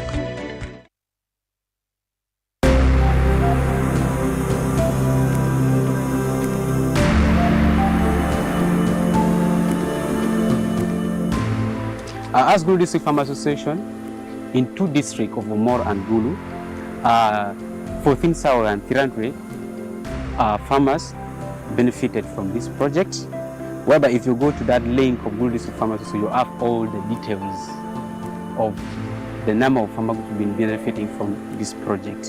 One thing Gulu District Farmers Association benefited from this project called PRELNO, it has strengthened the extension system of the DFA, or the Gulu District Farmers Association, whereby there were capacity building of each of the staff, the one in Gulu, the one in Omoro. Before this farmer group, I also benefited from this project, whereby, particularly for me, the other achievement I made, because in fact, I think all in all, I could say the luckiest, to me particularly in my achievement, because I finished my university in 2020. Immediately I came for PRELNO. So I understood every structure, what's all about in PRELNO, whereby I had to achieve. I constructed also a house home, I also had a bull, whereby they hope my museum from home for plowing. So that's briefly what I can say. Thank you so much.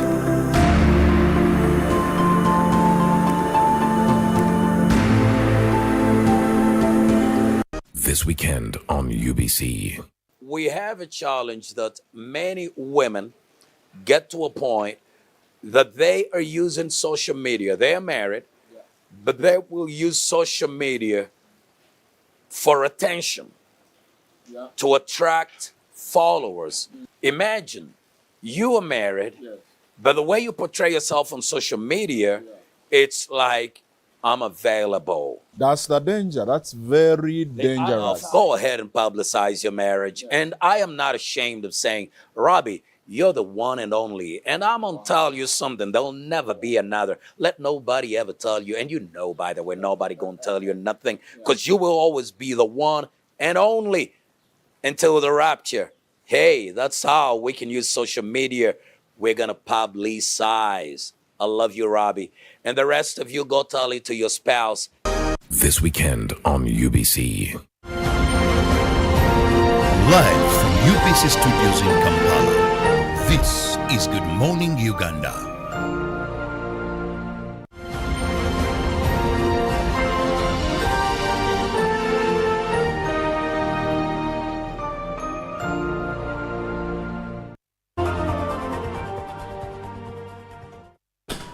Exactly a few minutes past 8 a.m. Thank you so much for waking up with us on UBC TV. That is at 6:30 till now. We do appreciate, in case you have just joined, I'm Robert Chirabonyonyitono, and this is Good Morning Uganda Agenda, where we have a guest and we discuss issues very relevant and very important to us. Now, this morning, we are going to be discussing matters of security. It is common knowledge that every time we approach the end of the year, there's usually increase in crime. Now, we want to know, why do we see crime increase at this time, and how best can we safeguard ourselves? There are a number of groups that police and sister security agencies have done so much to fight, but you'll find that such a time still we have these either reorganize and take advantage of the reasons that we give ourselves that render us vulnerable and sometimes a target. And joining me on set to discuss this, I have a Commissioner of Police in charge of community policing, Anatoli Moletera. Most welcome, Afande. Pastor and my host, Nyonyi Tony Robert, good morning. Good morning to you. Our esteemed listeners and viewers, good morning. Aye nsoniga nino kwogera kumbaga ya mwenemu. Mwenemu ikumira munana se. Embaga tobeyo. Bangamba mwene bwaba agenda okuwasa. Abasaada mwena mu busoga. Mwina bye butakola. Niwe wena tokola kubanga embaga ya mwenemu. So mwenemu ngaikubira munana aye serezo teko kamomo. Taku kamomo embaga ebeewo mendeza embaga enungi nona kulungi. Our esteemed listeners and viewers, you are welcome. I'm happy that you have invited me at this moment in time, and particularly to highlight on the festive season. When we talk about the festive season, what is it, especially in Uganda? This is a season where we anticipate the epitome of happiness amongst many Ugandans. One, the Nkubache you come back to look at what may be what they invested. Schools or institutions of learning close. All other government institutions at that time or during this period of time reduce their activities in anticipation of happiness, in anticipation of ending up a year. And also, what happens is that this is a season where many people tend to make resolutions and they kind of audit their resolutions. There are some of them who tend to say, I'm going to make a wedding which is whatever, I'm going to construct a house like what, I'm going to do whatever. So sometimes they come during this period of time to audit their resolutions. When we talk about the season, we are talking about the season of Christmas and end of year. But prior to that, for example, in Busoga we have Nyegenyege, we have Embaga ya Mwenem, and the other places have equally such beehive activities. In terms of economics, this is where people tend to bring in a lot of merchandise because really people want to maximize satisfaction by buying and selling so many things. Part of it may be genuine goods, others are junk goods. Some people also tend to sell and market things which are not, which seemingly look genuine, but in actual sense they may not be genuine. So all in all, this season is punctuated by a number of things really which tend to challenge some of us, especially in security, when we are not vigilant.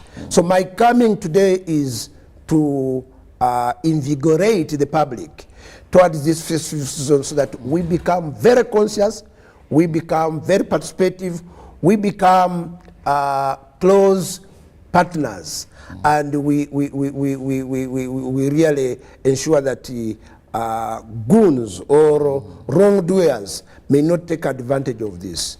But remember, even when we have done that, also terrorists are at the entail. You know, they are doing a lot of funny Actually, even saw some advisory when it comes to this festival in Jinja, where they were saying that some countries were telling their citizens. However, Uganda police has assured us of safety for those that will be going there, that despite all these advisory, security will be paramount. No, what we need to do are two things. One, all Ugandans and public people and the general public, we are called upon to be calm. To be calm because all the security agencies led by the Uganda Police Force and supported by the UPDF, to mention but a few, are on top of the situation. So there is nothing to alarm. You are only called upon that in case you see anything that is not usual, or that may seemingly be usual, but has some connotations of suspicion, please report it to the nearest police. Our men and women are up there and we are working to see to it that you indeed enjoy whatever you are. But also, the organizers are called upon to work closely and put in place all the measures that were stipulated for them. And indeed, when you go to some of these places, you can see that there is really a lot of cooperation. So we need really not to worry.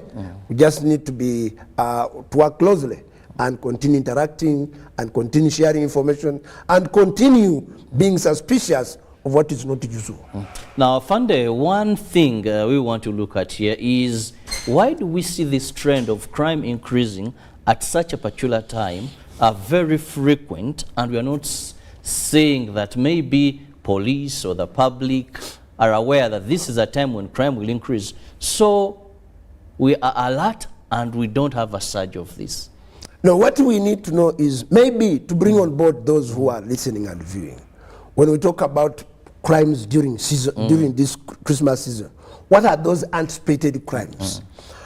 One is false pretenses in terms of goods, in terms of obtaining money by false pretenses, in terms of getting good or merchandise by false pretenses are on the increase. General theft, housebreaking. Those are so common now. Domestic violence, robbery, especially of animals and all sorts. Then fortune telling that you see during this season. You know, we have some of those unscrupulous people who claim to be people of God, who tend also to come up and begin exercising what really... As the year is ending, yes, God is revealing. Yes, that God is doing this and so on and so forth. They can even tell you, God sacrifice, you are going to do A, B, C, D. Accidents tend to be on the increase because of the rush hours. You can see motorists want to take 3 or 4 routes because there are so many people who really want to go and merrymaking in the villages. So realize that they want to cause a lot of rushes. I've already mentioned about terrorism. So some of these activities or some of these crimes are crimes that tend to take advantage of the lack of vigilance and people switching off from one end to another. But you also need to know that in Uganda, certain crimes happen during different seasons. For example, when children are going back to school, there are those crimes that tend to be associated with those, because you realize that people who claim to be helpers take advantage of the children, take advantage of the parents, and dupe them and get whatever. But at this point in time, by the way, even alcohol abuse, drug abuse is on the increase during this period of time. So this is really where we want to call upon everybody to be our partners. Remember that while you are seated there and enjoying yourself, don't only think that it is us in uniform who are your security guards. We are the lead, but we need to work with all of you. Because at the end of it all, when you leave your home, or even when you construct your home, or when you are in your home, I don't know that home. I don't know the possibility of anybody who may be against your life. I don't know who could be targeting you. I can only know that on 2 things. 1, on information. 2, when we continue working together, we interact. So our patrols, our intelligence-led, our community sensitization and community mobilization are on the high. Please, don't ignore every information that you get. You know, we have a tendency in Uganda, and at the end of it all, when they switch off and say, when it happens, yes, and we shall appreciate that. But the wrong has happened. How many of you are taking time to be on UBC TV to listen to some of this? And any other people. Afande, one other thing that I find very important here. Police always talks about working in tandem and getting information from the public. But how have you built your image? For example, you may see that I usually monitor so much police officers on motorcycles and sometimes on patrols. But you may find that most of the time, these people seemingly to be taken by petty things of which they can get some bit of money, rather than concentrating on securing and protecting the people. Recently, His Excellency talked about a ban on charcoal, you know. Now you'll find that many of the patrols are after trucks of charcoal. When you find these ones on foot patrol. Maybe they have been given, I happen to stay in a community where I have both a barracks and a police station. But you find that in case these young boys will tell you that move at night, in case they find military officers on a foot patrol, they are confident they will pass through them. Find police officers, you know, they'll find any reason, some of them, to extort money. So image is very important. But I think over time, there's been so much, would I call it, interest for money than service within some sector of police, some members of the police. Now, Robert, you have raised a lot of fundamental issues, but maybe to make you anchor well in the conversation, you know, I think it is either also Winka or one of those writers who said that beauty is in the hands of the beholder. And therefore, what you may call beautiful, another person may disregard it. So it is all relative. Now, when you talk about the issue of image, I don't know whether you have ever with the time built a standard for building image. But if not, then we are all responsible for building what we call a police force with an image. Take a scenario, one. If you got me a policeman, you know, the other time I was at a wedding of one of my CLOs, and I gave an analogy of a cat, pussy. When you tame a pussy cat, it is always very loyal. And whenever it sees you, it will always come and you touch it, it will always be very soft and the like. But should you see a rat, it will be very fast to run and gun turn what? Now, some of our policemen, or most of our policemen, are supposed to be like a cat. That we are supposed to be very loyal to Ugandans and to ensure that we uphold all our duty in consonance with the law. Especially being very, very tough on criminality. But where we turn out to be from a cat to a wild cat, or muyayu, is one.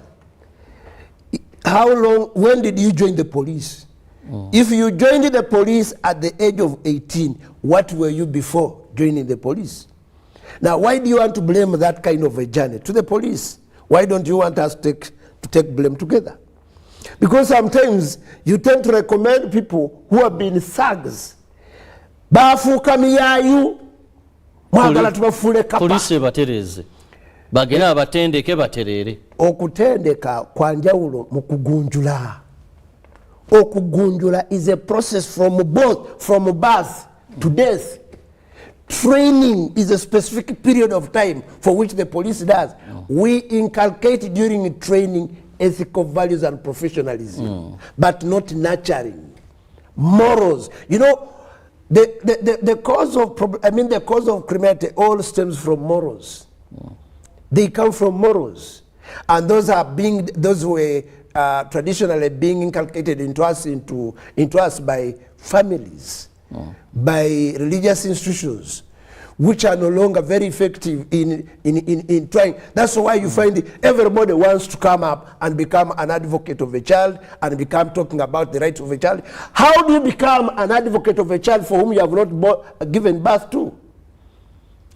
The people who are responsible for inculcating values in a child whom you want to become a responsible police officer and build a good image are the parents. But if you find parents who are able to see themselves nude and shout when they see the media, what do you think a child will do? Now, when you begin looking at definitely the apple doesn't fall far from that tree. Yes, so when you want to begin looking at and assessing the issue of an image, don't make police an isolated issue. Look at the general whatever. So what I'm trying to say is, if a cat moves away from being a cat and becomes a muyayu, then from muyayu, musege. So would it be really the problem of the police only? How are you behaving?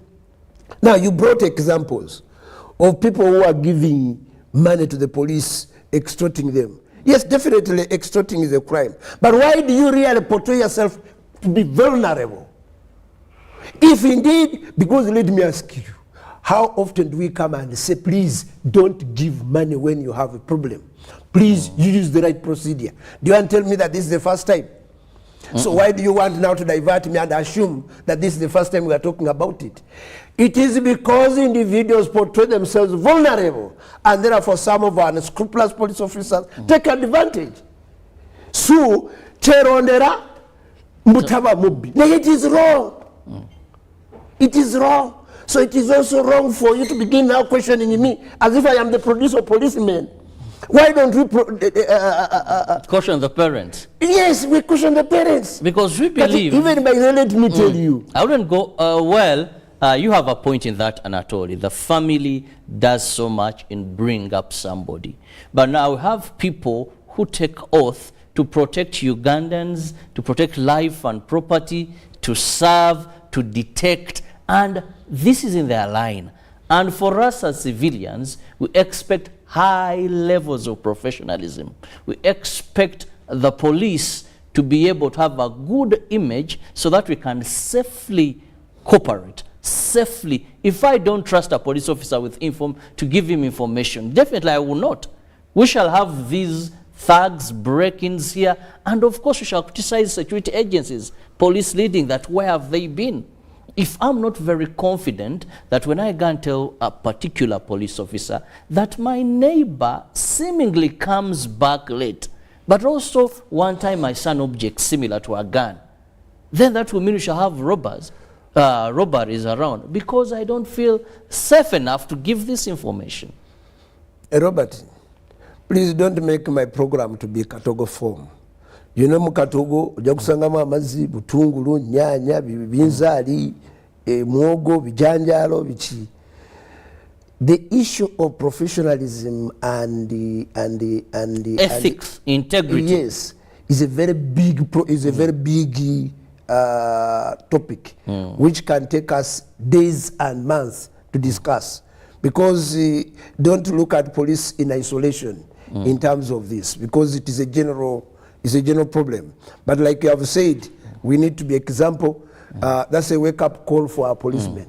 Now I want you to let's continue guiding our friends on the issue. Okay, that said, I'll rest my case on that. Yes, because the issue is very wide. Okay, we'll very wide, and but the good thing is you've really noted the need to look into that area more. It stems even right away from the inception of the police, because by the, you know, some of you from jump the journey of the police in Uganda, and you don't really anchor very well on how the police started. If really we needed, you know, some of the issues we are looking at is we are beginning cutting a tree from the trunk, but about the taproots.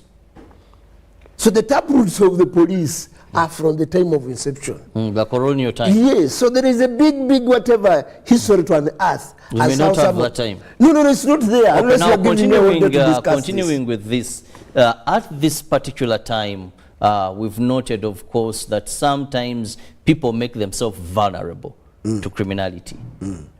But what are some of those tips that as we go into this festive season that someone should have on their fingertips to safeguard their lives, to safeguard their property? Now, Bwana Robert, I would desire to give tips by tips, depending on the nature of criminality. Let's begin with one common. You know, this time you're going to have a lot of festivals, and some have begun. There's this particular crime of young boys 18 to 20 that you face, that most of places where we have huge revelers, either when they are coming or they are leaving, they get a bit of that.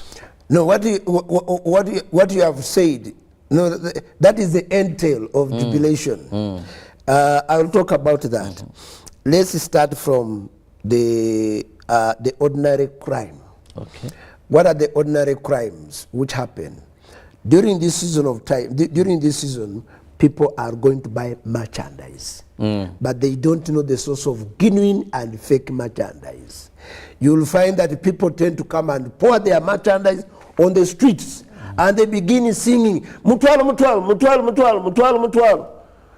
a shoe for mutwalo only to put it on and causes you give way upon putting it on.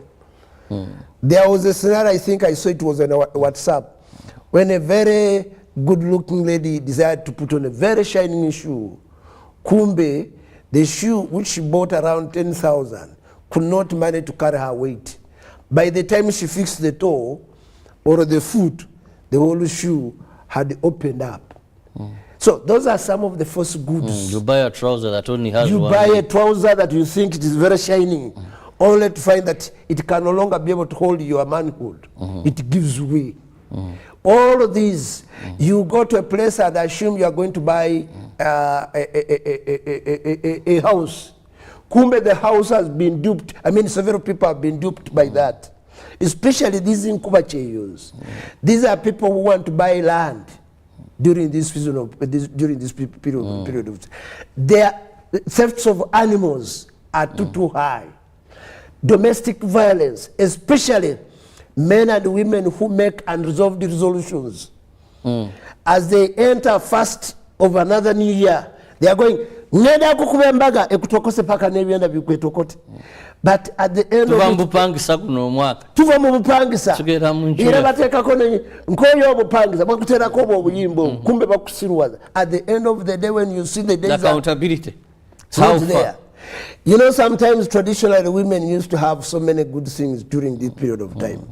Men could buy them sweets, good gomeses and the like. But you see, you realize your man is such come, and at the end of it all, when you try to put what you think is a legitimate concern, the man turns wild. What am I trying to say at all this? I'm saying that one, for the case of domestic violence, men, especially men, I'm not saying that women are not perpetrators. Because of recent by the men, ogenda nofuna ekikazi kikanyama sebe nekikwetika nekikusula ne mukasasiro bikuba. So, and you don't report. How? No. You know, this business of saying, you know, when you are a policeman, we are urged that die like an officer. Fang officer. So men used to have that, mbomfanga officer. These days, the doors are open to the police. I want to call upon you, one, on the identified issues. What we need to call upon is personal vigilance. You as an individual, what do you want?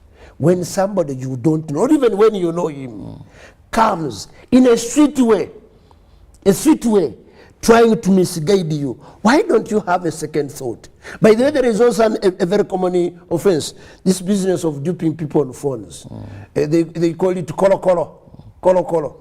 How do you kuangula in a competition you have never participated? Most of now they'll tell you there is a festival promotion, MTN, Airtel are giving back. They are able to read and get to know your name. Then they begin saying, Muleterwa, go muleterwa.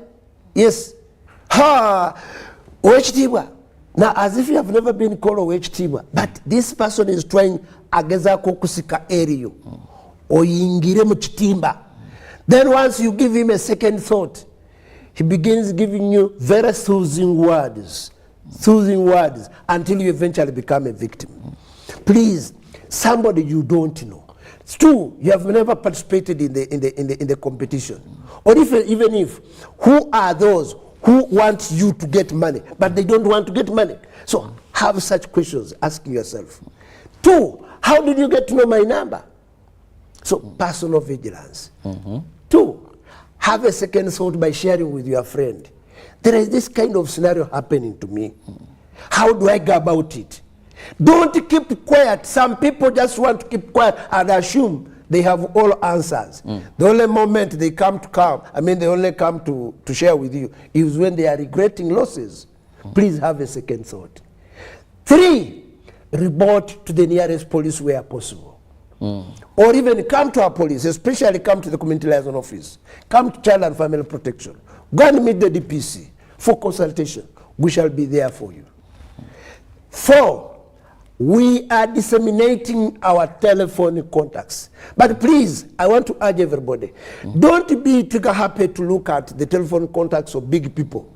the biggest person who can be able to assist you is your OC.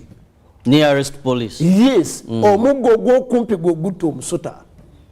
So don't say, I have the number of IGP, I have the number of military. Yes, thank you for. Call me as a point of referral. But don't call me as an entry point to solving a problem. Because at that time, I'll also figure to look for the number of the DPC, the OC station, or whatever. As the crime is happening. Yes, as they have contacts of your LOCs, your area LOC. 4, we are urging our police, especially the community liaison department, all out there, because I have 300 community liaison officers down there.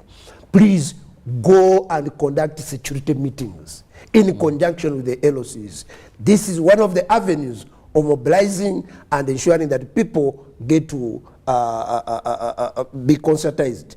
5, definitely we have operations. You have talked about the first crew. It is true, the first crews we have are not children of 18 years and above. No, they start from the ages of 10. 10 years. But remember, the Criminal Procedure Code, one of the sections I'm forgetting, says that a child is criminally liable at the ages of 12 years and above. Now, how about the one of 10 and below who are participating in criminality? Some of them are the ones who go for housebreaking. Children of 10 years, 8, 10 years, they are beset by their parents. You go to a child is sent to go and buy sugar, but where there is sugar near the burglar at the main door, begins scooping slowly by slowly. When he has a container out here, begins scooping sugar and putting in another container here, putting in another container. That child has not been sent by anybody but the parents. So the law is very clear. A person who is responsible for a child, the first one is the parents, the second one the LOC, the relatives, the probation officers. We as police, according to children's law, we are doing supportive role. But the main function are the parents. After all, those who are called children were produced out of your luxury. You were a child, I was a child. If it was not the duty of and responsibility of my parents, you would not see them. But then how do we handle this issue? I've covered a number of stories where these children are arrested in crime. They can't go to police cells. They can't go to prisons. Then when they are produced before court, still for lack of a detention center. I think at one time Naguru either was so overpopulated. I was following a case and it was around, I think, Chida police station. And the magistrate either lacked where to position these children or something like that, and we just saw a patrol bring them back and saying either a detention or something had become an issue. No, you see, a child by law, not even by law, even by moral. Because they are below 18. Yeah, a child is supposed to be, by law, by the way, is assumed not to have any ready mind to make a decision independent of him or herself. And that's why they are supposed to be protected. By law, even by culture. Do you know that by even culture, my parents are still there, but they still make decisions for me? Because they believe that you have not been exposed enough as much as themselves. So that's why culturally, a child never grows. But according to law, especially the formal law, this English law, a child is one who is below 18 years. And therefore, the person who is responsible for such a person are the parents. Now, that person is not supposed to be called a suspect. In law, a child is not called a suspect. Like some of akakana kabi nkutera no mukono notima nja kutema ko mukono kubango gutesewo, but a child is not a suspect. What then is a child? A child is a juvenile offender in law. There is such a language that a child needs to be taken through so that. So then what do we do at this time when the child is this juvenile offender, there is rampancy in what they are doing? One, you are supposed, if a child has biological parents or relatives, when he's in by the way, he's even not a criminal.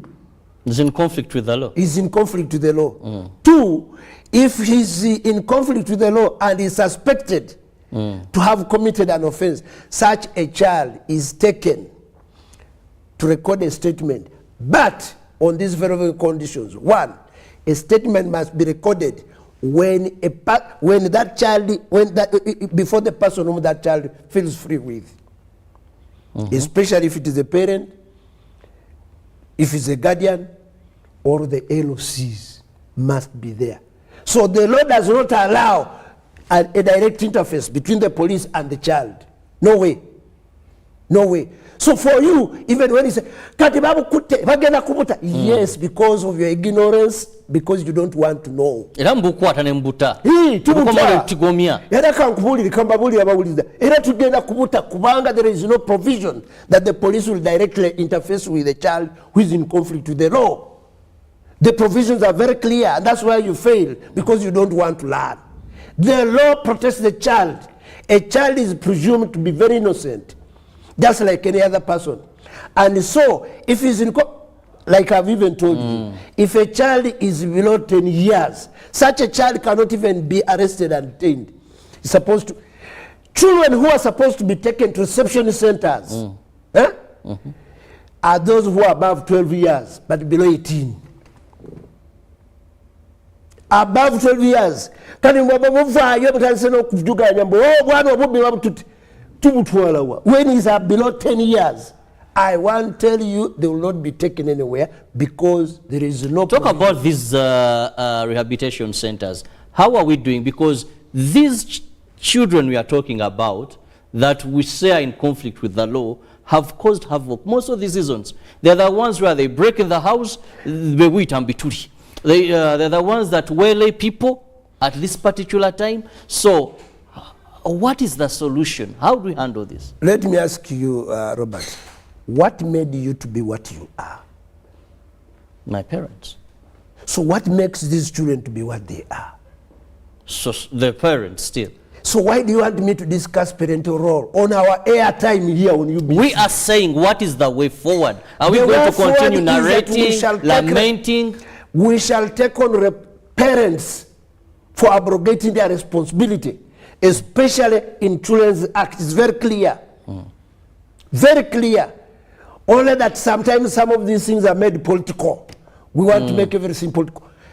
If you did not apply to police to produce, why do you want to apply to police to detain your child and look after your child? I am what I am because of my parents. You are what you are because of your parents. Those of you who are viewing and listening to this, you are there because of your parents. So, parents, please let's not run away from our responsibility. A child is a child as long as he's below 18 years. And even if he's above 18 years, because I have some of my children, I still continue nurturing them. Bw'olemererwa okukola obuvunanyizibwa bwo omwana ensi yegenda okumugunjula. Kati we are discussing the effects of irresponsible parenthood. Kati ensi yegunjula abo. Then we balemererwa bebe mutusindikira. Police ekwate. Tubakwate tubatwalewa. We don't have the detention facilities because such children, by the way, have very special care which is required and very clearly stipulated in law. Very clearly stipulated in law. First of all, they are not called criminals. Secondly, they are supposed to sleep on beds. They are supposed to eat special food. They are supposed to have areas. Yes, safe areas. They are not supposed to interact with whatever. Now, where do you expect us to have all of that? Well, time seems to be flying, and of course with Anatoly Muletera there is so much that we can discuss, and the entire day yet we have to leave more time for other programs to continue. But as we wind up at this particular time, what is your final message to Ugandans for their safety? 3 things.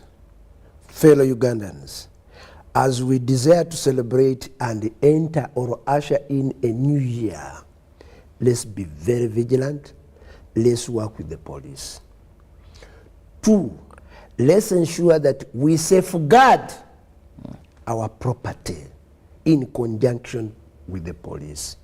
3, for the police, please It is your cardinal duty to protect Ugandans. And as you are aware that during such a season, no policeman seeks for leave, be ready to work 24 hours, 7 o'clock. I mean 7 days a week. Do not tire. Be ready to work for Ugandans. And ensure that we safeguard and promote this country. After all, that is the reason why we saw oath of allegiance and the duty. So let's be vigilant and let's work with everybody.